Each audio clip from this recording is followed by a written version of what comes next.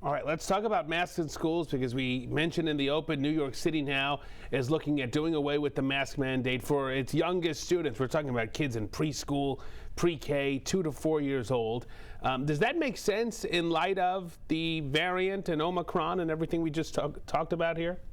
Yes, well, when we know that children very rarely, and I mean really rarely, get sick after infection, especially the children in the pre-K group, it's a very, very good idea to get rid of the mask because they need the social interaction. I know Mayor Eric Adams is toying with this, and he's probably going to release the mask mandate going forward. And I think for the rest of the children, it is also a good idea to get rid of the masks. Now, whether teachers and ancillary personnel in the schools continue to wear masks and, of course, make sure that they're vaccinated, that's probably the more important thing than masking kids.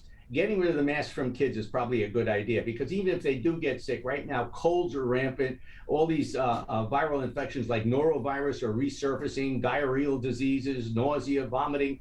All of those things are very scary to parents, but it is not deadly. These are not deadly infections like the Delta or the Omicron variant in some children.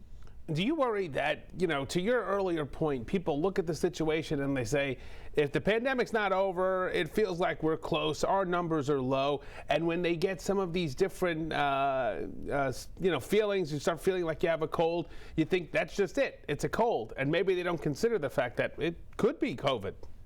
It could be COVID. Yeah. And if they have a home test, it's a good idea. If you get a cold and you have a very slight fever, like 100, 101, do take the test and see if it becomes positive. Because if it is, your best bet is to stay home, relax, rest in bed perhaps, and not go out and mingle with your friends where you will transmit this coronavirus or this COVID-19 infection to others.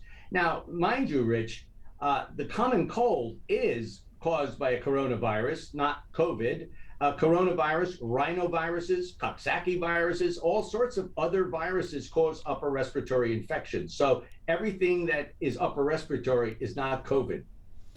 And lastly, for parents who are seeing their kids get sick with all of these different other types of colds and stomach bugs, etc., what's your message to them? This is something they have not dealt with for 2 years, really. Yeah, they need to relax. They need to take care of their child just like they would if they had a very, very serious cold. Keep them out of school. If they have symptoms, make sure they don't mingle with their friends because with sneezing and coughing of little children, things like that will go through an entire classroom. And before you know it, all of the kids are sick and they have to cancel that particular class in the school and even perhaps close the school if it goes rampant through the school. And it may not be COVID, it may be the common cold. And then the parents get sick and the teachers get sick. And even if it is the common cold, still uncomfortable. Right.